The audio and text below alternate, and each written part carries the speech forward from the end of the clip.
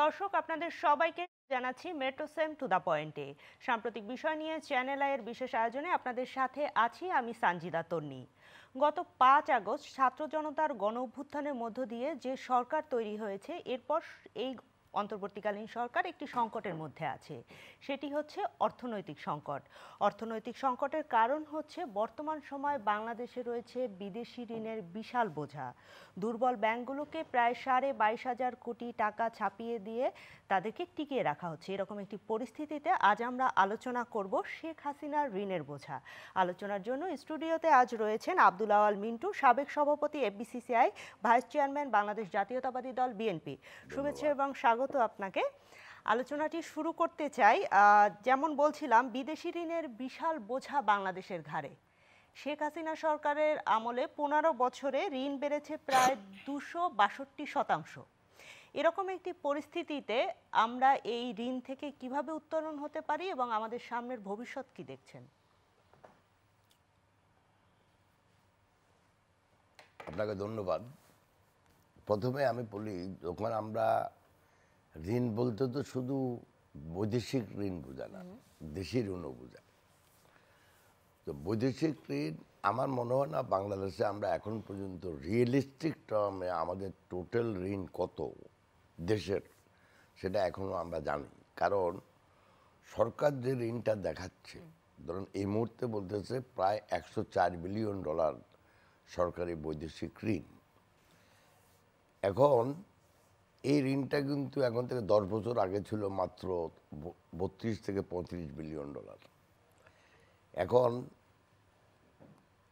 একটা যে কোনো উন্নয়নশীল দেশে, প্রথমে আমি বলি যে যদি আমরা টোটাল সরকারের ঋণ বা দেশের ঋণ বুঝতে চাই, তাহলে আমাদেরকে দুটাই, বৈদেশিক এবং দেশি ঋণ কী আছে সবাই বুঝতে হবে। বৈদেশিক ঋণ বলতে আপনার প্রথমে হলো সরকারি ঋণ, সরকারি প্রতিষ্ঠানের ঋণ এবং বেসরকারি খাতের বৈদেশিক ঋণ। আর যদি আমরা দেশি ঋণ বুঝাই, তাহলে প্রথম যেটা আছে, যেটা ডাইরেক্ট সরকার নেয়, যেমন সঞ্চয়পত্র বিক্রি করে যেটা নেয়, ট্রেজারি বিল বা ট্রেজারি বন্ড বিক্রি করে যেটা নেয়, বাংলাদেশ ব্যাংক থেকে যে ঋণ নেয়, বাণিজ্যিক ব্যাংক থেকেও ঋণ নেয়, একই সাথে সরকারি প্রতিষ্ঠানেরও বিভিন্ন ব্যাংকের ঋণ আছে। এর সাথে আরেকটা জিনিস অ্যাড না করে হয় না, সেটা হলো যে আমাদের কিছু লায়াবিলিটি আছে যেটা অন্য দেশে কিন্তু প্রোটেক্টেড, আমাদের সেখানে প্রোটেক্টেড না। যেমন ধরেন সরকারি কর্মচারীদের প্রভিডেন্ট ফান্ড, এই প্রভিডেন্ট ফান্ডটা অন্যান্য দেশে কিন্তু আগে জমা করা হয়, আমাদের এখানে কিন্তু কোনো প্রভিডেন্ট ফান্ড আগে জমা করা হয় না। অতএব এটা রেভিনিউ বাজেট থেকে প্রতি বছর একটা বরাদ্দ করা হয় যে এই বছর এত লোক রিটায়ারমেন্টে যাবে, তাদের এই পেনশন বা এই টাকাটা দিতে হবে। ওইটাও কিন্তু এক ধরনের সরকারি ঋণ। আমি মনে করি প্রথম যেটা দরকার, এটা হলো আমরা অনেক ধরনের শ্বেতপত্র যখন প্রকাশ করতেছি, আমাদের দেশের উচিত, সরকারের উচিত যে টোটাল সরকার এবং বেসরকারি খাত মিলে বৈদেশিক ঋণ কত আছে, যেটা যদি যারা বেসরকারি খাতে ঋণ নিচ্ছে সেই ঋণ যদি পরিশোধ নাও করে, কিন্তু আমাদের ব্যাংকগুলোকে সেই ঋণ পরিশোধ করতে হবে। দেশি ঋণ খেলাপি করতে পারেন, কিন্তু বৈদেশিক ঋণ আপনি খেলাপি করতে পারছেন না। সো যে কোনোভাবে হোক এটা বৈদেশিক ঋণ আপনাকে পরিশোধ করতেই হবে। ওই ব্যাংকগুলো করবে, সেটা তো দেশের টাকা থেকে করবে। সো এই একটা জিনিস আমার মনে হয় আমাদের পুরোপুরি অবহিত হওয়া উচিত। 2 নম্বর হলো, একটা উন্নয়নশীল দেশে যখন উন্নয়নের প্রাথমিক পর্যায়ে বৈদেশিক ঋণ নেওয়া, এটা খুব একটা খারাপ কিছু না, যদি আপনার সেই ঋণটাকে প্রপারলি বিনিয়োগ করেন। যেমন আপনি যদি এনে, যেমন আমি দুটা জিনিস দেখাই, একটা বৈদেশিক ঋণ এনে আপনি এমন একটা ইনভেস্টমেন্ট করতে পারেন যে বিনিয়োগের মাধ্যমে আপনি রপ্তানি বাড়াতে পারেন। যখন রপ্তানি বাড়াবেন তখন কিন্তু আপনি বৈদেশিক মুদ্রা অর্জন করবেন বা মানে আপনার ইনকাম করবেন। আমরা দেখছি বর্তমান অন্তর্বর্তীকালীন সরকারও বৈদেশিক ঋণ নিচ্ছে এবং বিভিন্ন সেটাই। মেগা প্রজেক্টে তো অবশ্যই বৈদেশিক ঋণ নিতে হবে। একদম মেগা প্রজেক্ট আপনার বা যে কোনো প্রজেক্টে যদি আপনি বৈদেশিক ঋণ এনে যদি এমনভাবে আপনি বিনিয়োগ করেন যে বিনিয়োগ থেকে যে রিটার্নটা আসবে সেটা দিয়ে আপনি এরা রিপেমেন্ট করতে পারেন। তো বৈদেশিক বিনিয়োগ আনলে যদি দেশে বিনিয়োগ করেন, তাহলে তো আপনি বৈদেশিক মুদ্রা অর্জন করতে পারছেন না। অতএব আপনাকে কোনো না কোনোভাবে বৈদেশিক মুদ্রা বেশি ইনকাম করতে হবে যদি আপনি এই বৈদেশিক ঋণগুলা যদি আপনি শোধ করতে চান। এখন আমাদের যে সমস্যা হলো, আমরা যে অনেক প্রজেক্ট করছি বৈদেশিক ঋণ এনে, এগুলি আমার কাছে মনে হয় যে যথাযথভাবে এগুলি বিনিয়োগ করা হয় নাই। আমি দুটা উদাহরণ দিব। একটা উদাহরণ ধরেন পদ্মা ব্রিজ। পদ্মা ব্রিজ কিন্তু আমি মনে করি অত্যন্ত জরুরি ছিল দেশের জন্য। এটার একটা সামাজিক মূল্য আছে। সামাজিক মূল্য কীরকম, যে আপনি এই ব্রিজ যারা ব্যবহার করতেছে, দৈনিক অন্তত 5 থেকে 6 লক্ষ লোক আমাদের দক্ষিণ অঞ্চল থেকে ঢাকা শহরে আসে। কারণ আমাদের দেশের পুরা প্রশাসনিক সিস্টেমটা হইল কেন্দ্রভিত্তিক, ঢাকা ভিত্তিক, যেটা আমরা অনেক দিন থেকে বলা সত্ত্বেও এটাকে বিকেন্দ্রায়ন করা হয় নাই। এখন এই যে লোকগুলো আসে, তাদের প্রতিদিন লোকের 2 ঘন্টা করে বেঁচে যায়। তো 2 ঘন্টা করে যখন বাঁচে, তখন তো সে অন্য কাজে ব্যবহার করতেছে, হয়তো দেশের জন্য সম্পদ সৃষ্টি করতেছে। দক্ষিণাঞ্চলের মানুষের জন্য পদ্মা সেতু একটি অবিসংবাদী সেতু, সেটিতে আমাদের এটা অত্যন্ত প্রয়োজন, জরুরি। হ্যাঁ, একই সাথে এই দক্ষিণাঞ্চলের উন্নয়নের সাথে এটা জড়িত। ধরেন এখন থেকে এটার উপর ভিত্তি করে, যে ঢাকা তো একটা বড় মার্কেট, সেখানে ইন্ডাস্ট্রি হতে পারে, মংলা পোর্টের ব্যবহারটা আরও বেড়ে যেতে পারে। এই সব মিলিয়ে এটা অত্যন্ত জরুরি। একই সাথে যদি আপনি কর্ণফুলী টানেল ধরেন, আমার মনে হয় না এটা জরুরি কিছু ছিল। এবং টানেলের সাথে আবার ওইখানে গেস্ট হাউস করা, আরও 300 কোটি টাকা খরচ করা, এই যে বিনিয়োগটা করলেন, এই বিনিয়োগটা আপনি কীভাবে ফেরত দেবেন? এটা সামাজিক মূল্যই বা কতটুকু? ব্রিজ করলে, কালুঘাট যে ব্রিজ আছে, সেটাকে যদি আপনি আরও ভালো করতেন, তাহলে হয়তো ওইটাই চলতো আমাদের আপাতত। সেই জন্য বলতেছি যে উন্নয়নশীল দেশে প্রাথমিক পর্যায়ে উন্নয়নের ঋণ নেওয়া দোষের কিছু না, যদি সেই ঋণকে আমরা যথাযথভাবে বিনিয়োগ করেন এবং বিনিয়োগ করার মাধ্যমে যদি বৈদেশিক মুদ্রা অর্জন করতে পারেন, বা যেটা সামাজিক মূল্য যদি আপনি বাড়াইতে পারেন, 2 দিক দিয়েই হতে পারে। যেমন আপনি যদি ধরেন মালয়েশিয়া, ইভেন আমাদের থাইল্যান্ড, এই সব দেশ কিন্তু উন্নয়নের প্রথম পর্যায়ে অনেক বৈদেশিক ঋণ নিচ্ছে। একই সাথে তারা কিন্তু তাদের রপ্তানি বাড়িয়েছে, রপ্তানি বাড়ার পরে তাদের বৈদেশিক মুদ্রা অর্জন হয়েছে, সেই টাকা দিয়ে। আপনি বলতে চাচ্ছেন যে বৈদেশিক ঋণ নেওয়া তো আসলে খারাপ কিছু না, কিন্তু ঋণের টাকাটা কিভাবে ব্যবহৃত হচ্ছে সেই দিকে সরকারের আরো বেশি, আগে সরকারের সজাগ থাকা উচিত ছিল। অবশ্যই 27 টাকা উচিত ছিল। এত তো সত্য, আমার বলতে হয় ঋণটা একটু বেশি নিয়ে নিছে। এই ঋণ শোধ করা এখন ভবিষ্যতে এটা অনেক চাপ সৃষ্টি করে আমাদের উপরে। এখন আপনার বৈদেশিক মুদ্রা ধরেন, আপনি যদি ব্যালেন্স অফ পেমেন্টে যান, বা বিদেশের সাথে যদি আপনি আমাদের দায় স্থিতি যদি আপনি হিসাব করেন, এটা 2টা অ্যাকাউন্ট আছে। একটা হলো আমরা বলি কারেন্ট অ্যাকাউন্ট, চলতি হিসাব। সেই হিসাবে 3টা জিনিস শুধু আপনার মানে গণনা করা হয় এটার সাথে। একটা হলো আপনি কত রপ্তানি করলেন আর কত আমদানি করলেন। আমদানি রপ্তানির ভিতরে যদি আমদানি বেশি হয়, তাহলে সেটা আপনি কভার করতে চান অনলি রিমিটেন্স দ্বারা, যেটা ডাইরেক্টলি বাংলাদেশে টাকাটা আসতেছে। আমাদের অন্যান্য দেশে যেমন মনে করেন, যদি আপনি উন্নত দেশ ধরেন আমেরিকা, তাদের কিন্তু বিদেশে অনেক বিনিয়োগ আছে। সে বিনিয়োগ থেকে একটা বিরাট ইনকাম তারা প্রতি বছর ওদের দেশ দেয়। আমাদের তো সেটা নাই। তো আমাদের অনলি বৈদেশিক মুদ্রা রপ্তানির বাইরে একমাত্র বৈদেশিক মুদ্রা অর্জনের একমাত্র পদ্ধতি হলো রিমিটেন্স। যদি আপনি রিমিটেন্স নিয়ে আপনি কভার করতে পারেন, তাহলে এটা খুব ভালো। আর আরেকটা অ্যাকাউন্ট আছে, ফাইন্যান্সিয়াল অ্যাকাউন্ট বলি আমরা, আর্থিক বিবরণী যেটা। সেখানে আপনি যত টাকা আসছে, যেমন আপনি লোন নিচ্ছেন, আপনার কোনো গ্রান্ট পাচ্ছেন, অ্যাসিস্ট্যান্ট পাচ্ছেন, এই ধরনের হিসাবগুলো ওইখানে আসে। এখন আপনি টাকাটা রিপেমেন্ট করতে গিয়ে করবেন। যদি কারেন্ট অ্যাকাউন্টে টাকা অ্যাক্সেস থাকে, তাহলে আপনি অন্য অ্যাকাউন্টে দিয়ে আপনি বৈদেশিক মুদ্রা রিপেমেন্ট করতে পারবেন। আমি যদি বিদেশি ঋণের থেকে একটু সরে এসে দেশীয় ব্যাংকগুলোর কথা বলি, এবং আমি গতকালকে একটা প্রতিবেদন দেখলাম, আওয়ামী লীগ ঘনিষ্ঠদের ঋণ দিয়ে নাজুক জনতা ব্যাংকের 61% ঋণ খেলাপি, এবং এই ঋণ খেলাপি তো আরও বাড়বে। সব ঋণ খেলাপি তো আর এই মুহূর্তে আমরা দেখতে পাচ্ছি না।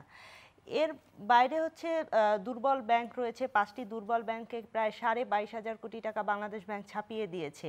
আপনি এই পরিস্থিতিতে কি দেখছেন? বাংলাদেশের ব্যাংকগুলোর কি অবস্থা? এই যে টাকা ছাপিয়ে দিচ্ছে বাংলাদেশ ব্যাংক, তো সেখানে হচ্ছে মুদ্রাস্ফীতি কি হতে পারে বাংলাদেশে? আমি আপনাকে বলি, প্রথম কথা হলো যে 22,500 টাকা ছাপিয়ে দিছে, এটা এটা ঠিক আছে বলাটা, বাট এটা একটা রং নোশন আমি মনে করি। মানি ক্রিয়েশন, মানে মানি সৃষ্টি করাটা জি। শুধু যে আপনার টাকা ছাপাইলে হয় তা না, তার বাইরেও আপনি মানি ক্রিয়েশন করতে পারেন। যেমন আমরা যখন একটা লোকের লোন দেই আমাদের ব্যাংক থেকে, সেটাও এক ধরনের মানি ক্রিয়েশন। এক, এখন আবার 22,500 টাকা দিছে বাংলাদেশ ব্যাংক, সেটা কাছে বলতেছে আমরা মানে মানে টাকা প্রিন্টিং করে দিছে, রাইট। বাট বাংলাদেশ ব্যাংক নিজস্ব বন্ড এবং বিল বিক্রি করছে গত সপ্তাহে, তার থেকে আবার বোধ 5,000 কোটি টাকা উঠে নিয়ে গেছে মার্কেট থেকে। অর্থাৎ যেই ব্যাংকে টাকা আছে বা তারল্য বেশি, তাদের থেকে আবার বাংলাদেশ ব্যাংক নিয়ে গেছে, সেটা তো আর মার্কেটে নাই। তো সেটা তো আপনি টাকা ছাপাতে হচ্ছে না। এক, এখন টাকা ছাপানোর মেইন প্রবলেম হলো যেটা আপনি বললেন, মুদ্রাস্ফীতি। মূল্যস্ফীতি যত হবে। মুদ্রার কতটুকু আপনি ছাপাতে পারবেন তার নির্ভর করে আপনার দেশে কি উৎপাদন হচ্ছে, আপনার ব্যবসা বাণিজ্যে প্রসার কতটুকু হচ্ছে, বিনিয়োগ কতটুকু হচ্ছে, সেটার উপরে ভিত্তি করে আপনার একটা মনিটারি বেস ক্রিয়েট করেন। এখন প্রবলেমটা হলো আমাদের এখানে এই মনিটারি বেস যেটা করে, এটা নিয়েও আমার একটা যথেষ্ট সন্দেহ আছে সত্যি বলতে কি। ইনফ্যাক্ট বাংলাদেশের বর্তমানে যে আমরা যে পরিসংখ্যানগুলো পাচ্ছি, আমি গত এই যে শ্বেতপত্র প্রণয়ন কমিটি শ্বেতপত্র প্রণয়ন করলেন, আপনি শ্বেতপত্রটি তো পাবলিকলি আসেনি, তারপরও আমরা সংবাদ মাধ্যমগুলোর মাধ্যমে যতটুকু জানতে পেরেছি, এই শ্বেতপত্রকে আপনি কিভাবে দেখছেন সেটিও একটু যোগ করবেন। ওয়েল, শ্বেতপত্র আমি যেটা আমাদের ভট্টাচার্য সাহেবের চেয়ারম্যানশিপে যেটা হচ্ছে সেটা আমার হাতে আছে। আমি পুরোপুরি পড়ি না, ব্যাংকিং সেক্টরটা আমি পড়ছি। আমি ওনাদের সাথে পুরোপুরি একমত। আমি শিওর যে বাকিটাও দ্বিমত করার কোনো কারণ নাই। কারণ বাংলাদেশের মূল সমস্যা যেটা আমি মনে করি, যে গত 10 বছরে বা 15 বছর আপনি ধরতে পারেন, যে আমাদের একটা স্বার্থান্বেষী গোষ্ঠী তৈরি হয়েছে। দেশ স্বার্থান্বেষী গোষ্ঠীর এটা হলো প্রথমে হইলো যারা রাজনীতি করে, তারা রাজনীতিবিদ একদম, মানে সব না হইলেও একটা বৃহদাংশ নাম্বার এদের সাথে জড়িত ছিল আমাদের আমলারা, তার সাথে জড়িত ছিল আমাদের ব্যবসায়ী বলেন, আমি ওদেরকে আবার ব্যবসায়ী বলি না।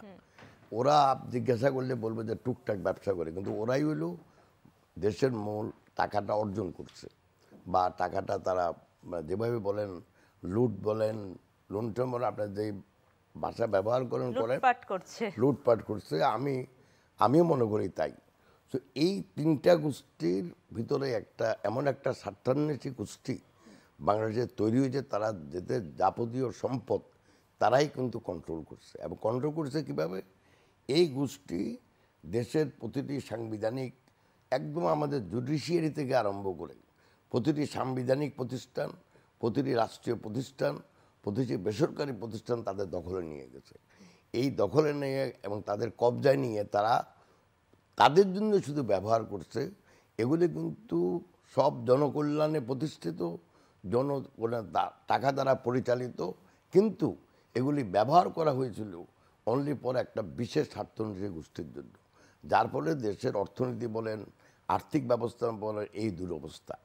এর কারণেই এই যে আপনি বললেন আপনার প্রশ্নের মাধ্যমে, যে এই ওই যে যাদেরকে ঋণ দিছে সরকারি, পাঁচটি ব্যাংকে দুর্বল সরকারি ব্যাংক বলেন, বেসরকারি ব্যাংক বলেন, সব ব্যাংকে থেকে যারা বেশি পরিমাণে টাকা নিতে দরকারের বাইরে ঋণ খেলাপিদের কথা ঋণ খেলাপিদের কথা বলি, তাদের বেশিরভাগই কিন্তু সরকারি পৃষ্ঠপোষকতায়, হয় সরকারি দল করে, না হয় কোনো আমলার সহযোগী, অথবা কোনো রাজনৈতিক ব্যক্তির সহযোগী, অথবা রাষ্ট্রের বিভিন্ন প্রতিষ্ঠানে যারা জড়িত তাদের সহযোগী। তাহলে আপনার কাছে আমি জানতে চাই, আমরা দেখি যখন যে রাজনৈতিক দল আসে ব্যবসায়ীরা তাকে তোয়াজ করে। এর কারণ কি দেশে ব্যবসা করার জন্য, টিকে থাকার জন্য, নাকি এই যে লুটপাট করবে, ঋণ নিবে বেশি করে, ঋণ খেলাপি হবে, এই জন্য? কি মনে করেন আপনি? আমি মনে করি দুটাই প্রযোজ্য। আপনি এখন ক্ষেত্র বিশেষে আপনি অ্যানালাইসিস করতে হবে যে কোনটা কোন ক্ষেত্রে প্রযোজ্য। একটা জিনিস হলো আমাদের যে ব্যবসার জন্য যে পরিবেশ, সেই পরিবেশ তো পুরোপুরি নাই। একটা হলো আপনি যদি আমাদের দেশের পরিবেশটা দেখেন, যে এখানে এক ধরনের তোষামদি, চাটুকারিতা, এটা ছাড়া কোথাও তো আপনি খুব ভালো কিছু করতে পারেন না। সো আর রাজনৈতিক সহযোগিতা ছাড়া কোনো ব্যবসা, বড় ব্যবসা করা বা ব্যবসা পাওয়া খুব আমাদের ডিফিকাল্ট। বিকজ দুর্নীতি এমন রন্ধ্রে রন্ধ্রে প্রবেশ করছে আমাদের সমাজে। তো দুর্নীতি তো টাকা পয়সার মাধ্যমে হয়। তো টাকা কারা দেয়? যে ব্যবসাটা করতে চায়। আর কারা নেই? যে রাজনীতি করে অথবা এমন ধরনের ব্যক্তি যারা ক্ষমতায় আছে তারা। অতএব এই ক্ষমতাসীন গোষ্ঠীর সাথে যখন এই স্বার্থান্বেষী গোষ্ঠী একত্র হয়, তখন তো লুটপাটের একটা পরিবেশ সৃষ্টি হয়। সেটা তো আমরা অস্বীকার করতে পারবো না। আবার বিকজ অফ দি সমাজের যেই অবস্থা ছিল, প্রতিটি জায়গায় চাটুকারিতা তোষামদি ছাড়া কিছু হচ্ছে না, তখন যিনি ব্যবসা করতে চান, অনেক ব্যবসায়ী আছে যারা নিজের ব্যবসাকে আরও সম্প্রসারিত করার জন্য অথবা ব্যবসা বাণিজ্য প্রসারের জন্য তারা গিয়ে ওদের সাথে একত্রে যোগ দেয়। সো আপনার প্রশ্নটার উত্তর দুদিকেই যেতে পারে। এটা নির্ভর করে ব্যক্তি, নির্ভর করে সময়ের উপর। অনেক ধন্যবাদ। পরের প্রশ্নটি জানতে চাই, বাংলাদেশে বর্তমানে ব্যবসা বাণিজ্যের পরিবেশ কেমন আছে, ব্যবসায়ীরা কেমন আছে, আপনি কি দেখছেন? ওর এক সাথে কথায় যদি আমি আরেকটু যোগ করি, 22টি গার্মেন্টসকে বন্ধ করে দেওয়া হচ্ছে এবং আমরা দেখছি যে গার্মেন্টসের মালিকরা বেশিরভাগই বিগত সরকারের আমলে বিভিন্ন ধরনের ঋণ নিয়েছে এবং আওয়ামী লীগ সরকারের পৃষ্ঠপোষকতায় তারা ব্যবসা বাণিজ্য করছে। ব্যবসা প্রতিষ্ঠান বা গার্মেন্টস, বড় বড় গার্মেন্টসগুলোকে বন্ধ করে দেওয়াকে আপনি কেমন দেখছেন, নাকি এই গার্মেন্টসগুলো পরিচালনা পর্ষদ পরিবর্তন করে সরকারকে এগিয়ে, মানে ব্যবসাগুলোকে এগিয়ে নেওয়া দরকার ছিল বলে আপনি মনে করেন?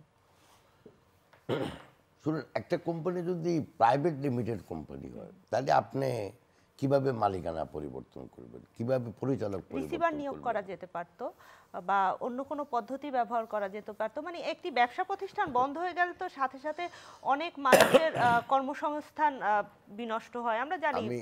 সার্বিক অর্থনীতি তো নিশ্চয়ই ক্ষতিগ্রস্ত হচ্ছে। আচ্ছা শুনুন, প্রথম কথা এই কোটার উত্তরটা যদি আমি দিতে যাই তাহলে একটু গভীরে গিয়ে না বললে কিন্তু আমার দর্শক ভাই বোনেরা বুঝবেন না। প্রথম কথা, চিরাচরিতভাবে আমাদের দেশে একটা অভ্যাস, দুটা জিনিস। একটা হলো আমরা রাজনীতি আর অর্থনীতিকে আলাদা করে দেখি, বা ব্যবসা বাণিজ্য, রাজনীতি, ব্যবসা বাণিজ্য, বিনিয়োগ এবং অর্থনীতি। দুই নম্বর হলো মানে উচ্চ মূল্যস্ফীতি হোক, পণ্যের সরবরাহ সংকট হোক, বা ধরেন মানে একটা আমরা মনে করি যে ব্যবসায় মানে হইলেও একটা অনৈতিক মুনাফালোভী, এগুলি এটা আমাদের সমাজে এখনো বিদ্যমান। এটা ধারণা, মানে এটা পকট মিসকনসেপশন, কিন্তু এটাই ধারণা। কিন্তু আমার কথা হলো রাজনীতি আর অর্থনীতিকে আপনি আলাদা করতে পারবেন না। রাজনীতি এবং অর্থনীতি যে কোনো সমাজে, যে কোনো দেশে একদম অঙ্গাঙ্গিভাবে জড়িত। আপনি বলতে পারেন যে ভাই বোনও বলতে পারেন, সহোদর ভাইও বলতে পারেন। এখন কিন্তু রাজনীতি কিন্তু অর্থনীতিকে নিয়ন্ত্রণ করে। এখন এটা আমি কীভাবে বললাম যে মনে করেন ব্যবসা বাণিজ্য এবং বিনিয়োগের মাধ্যমে তো দেশে সম্পদ সৃষ্টি হয়, অন্য কোনো উপায় তো আমার জানা নাই। তো সম্পদ যারা সৃষ্টি করে, প্রথম এখানে আসি, ওই যে গোষ্ঠীর কথা একটু আগে বললাম, ওরা কিন্তু কোনো তো সম্পদ সৃষ্টি করে নাই, তারা সম্পদ শুধু অর্জন করছে অথবা লুটপাট করছে। তো আপনার ব্যবসায়ীদের দুই ভাগ করতে হবে, একটা হলো যারা সম্পদ সৃষ্টি করে নিজের জন্য কিছু অর্জন করে, আরেকটা হলো যারা সম্পদ সৃষ্টি না করেই নিজের জন্য অর্জন করছে। এই যে আপনার মেগা প্রজেক্ট বললেন, শ্বেতপত্র অনুযায়ী 30 থেকে 35% বাংলাদেশে ওই অপচয় হয়েছে দুর্নীতির মাধ্যমে। তো এই যে 30% টাকা যারা অর্জন করলো, তারা তো কোনো সম্পদ সৃষ্টি করে নাই। তারা দেখবেন সবচেয়ে দামি স্যুট পরতেছে, সবচেয়ে দামি জুতাটা পরতেছে, চশমাটা আমাদের থেকে অনেক বেশি দামি। সো তারা কিন্তু সম্পদ অর্জন করতেছে বা করছে, কিন্তু সম্পদ সৃষ্টি করে নাই। এখন এই সম্পদ যে অন্যায়ভাবে অর্জন করছে বা অবৈধভাবে অর্জন করছে, এই সম্পদ রক্ষা করার জন্য আবার মুদ্রা পাচার করা হয়, বিদেশে পাচার করে দেওয়া হয়। তো এখন at the end of the day যদি যাই দেশে সম্পদ সৃষ্টি হোক, সম্পদ বিলিবন্টন কারা করে? এই যে বৈষম্য আমরা বলি, সম্পদের বৈষম্য তো প্রথম বৈষম্য, আয়ের বৈষম্য হলো দ্বিতীয় বৈষম্য, তারপরে শিক্ষা, স্বাস্থ্য, সব কিছুতেই একটা বৈষম্য আছে। তো এখন এই সম্পদ যারা সৃষ্টি করে, বন্টন তো তাদের দায়িত্ব না, সম্পদ বন্টনের দায়িত্ব হলো রাজনীতিবিদ বা সরকারের উপর। সরকার যদি যথাযথভাবে সেই সম্পদ বন্টন না করে জনগণের মাঝে, বিভিন্ন স্বাস্থ্য খাতে বরাদ্দ বাড়িয়ে আপনি বন্টন করতে পারেন, শিক্ষাতে বরাদ্দ বাড়িয়ে আপনি ভালো বন্টন করতে পারেন। যদি শিক্ষাতে আপনি না বাড়ান বাজেটে টাকা, তাহলে যারা গরিব তাদের ছেলে মেয়েরা এমন স্কুলে যাবে যেখানে টিচার ভালো নাই, স্কুলের বিল্ডিং ঠিক মতো নাই। আর যারা বড় লোক তারা তাদের ছেলেকে ইংরেজি স্কুলে পড়াবে। তারা তো প্রথম থেকেই তো বৈষম্য সৃষ্টি করে দিলেন।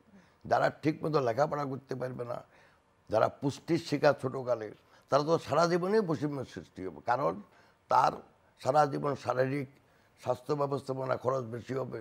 সে লেখাপড়া ভালো করতে পারে না বিধায় সে ভালো চাকরি পাবে না, সে ভালো ব্যবসাও করতে পারবে না, তার মেধার বিকাশও ঠিক মতো হয় নাই। সো এই যে হাজারো রকমের বৈষম্য সেটা ঠিক করার দায়িত্ব তো ব্যবসায়ীদের না। এখন আপনি বললেন যে ব্যবসায়ীরা কেমন আছে, আমি বললাম যারা সম্পদ সৃষ্টি করে সম্পদ অর্জন করছে তারা খুব খারাপ অবস্থায় আছে। যারা সম্পদ সৃষ্টি না করে অর্জন করছে তারা বিদেশে গিয়েও ভালো আছে, দেশের লোকে থাকলেও ভালো আছে, এমনিও তারা খুব ভালো আছে। তো এখন দুই ধরনের ব্যবসায়ী এখানে। এখন আপনি কোন ব্যবসায়ী কথা ধরতেছেন এটা আপনাকে বুঝ করে নিতে হবে। আমি যারা ব্যবসা করতে চায়, ব্যবসা করে সকলের জন্য কর্মসংস্থান সৃষ্টি করতে চায়, দেশের উন্নতি করতে চায়, সেই ব্যবসায়ীদের কথাই বলছি আমি। আচ্ছা, সেই ব্যবসায়ী বলে ওরা খুব খারাপ আছে, ওরা খুব খারাপ আছে। আপনি নিজেই বললেন প্রতিষ্ঠা গার্মেন্ট ইন্ডাস্ট্রি বন্ধ করে দিবে। দেখেন, ভেঙে দেওয়া একটা কোম্পানির বোর্ড ভেঙে দিলেন, খুব ইজি জিনিস। আমাদের নোয়াখালীতে একটা কথা আছে, 1000 টাকার নৌকা একটা ফুটা করে দিলে ওটা ডুবে যাবো। তো ভেঙে দেওয়া বা ডুবাই দেওয়া এটা খুব ইজি জিনিস। এটার জন্য কোনো মেধার দরকার নাই, জ্ঞানের দরকার নাই, টাকা পয়সারও দরকার নাই। কিন্তু একটা জিনিসকে গড়া আপনার মেধার দরকার আছে, উদ্যোগের দরকার আছে, মূলধনের দরকার আছে এবং আপনার বিচক্ষণতার দরকার আছে।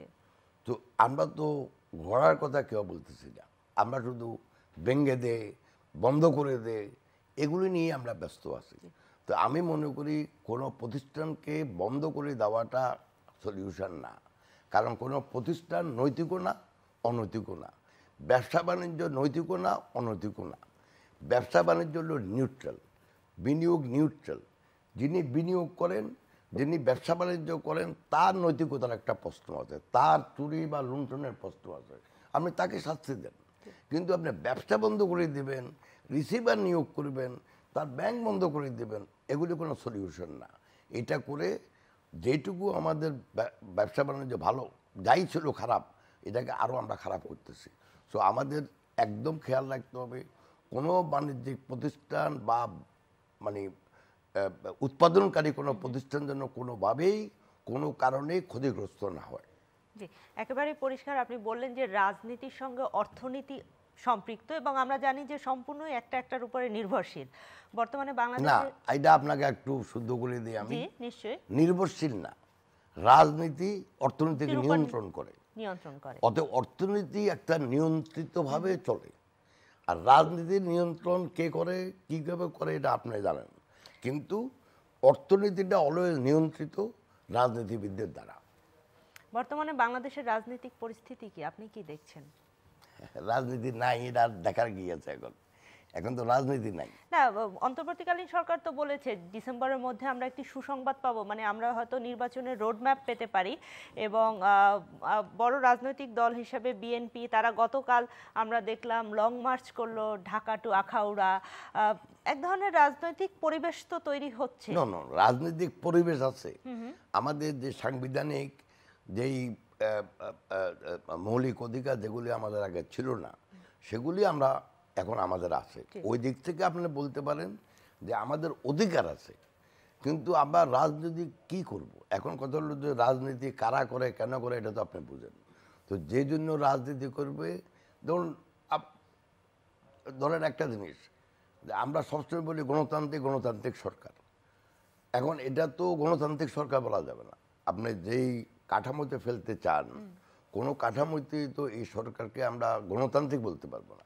আমরা জনসমর্থিত বলতে পারি, বিপ্লবী সরকার বলতে পারি, বিদ্রোহী সরকারও বলতে পারি। বিশেষ পরিস্থিতি সরকারও বলতে পারে, আন্ডার ডক্টরিন নেসেসিটি সবাই বলতে পারে, কিন্তু গণতান্ত্রিক তো বলতে পারবেন না। তো আমি একটা দল করি, ঠিক আছে, আপনি আমার পরিচিতি একটা দিচ্ছেন। আমরা তো গত 16-17 বছর থেকে প্রতিনিয়ত রাজপথে যুদ্ধ করে আসতেছি। আমাদের নেতাকর্মীদের বিরুদ্ধে 1,60,000 মামলা, আসামি হইল 62 লক্ষ। কি জন্য আমরা এই জেল জুলুম অত্যাচার নির্যাতন সহ্য করছি?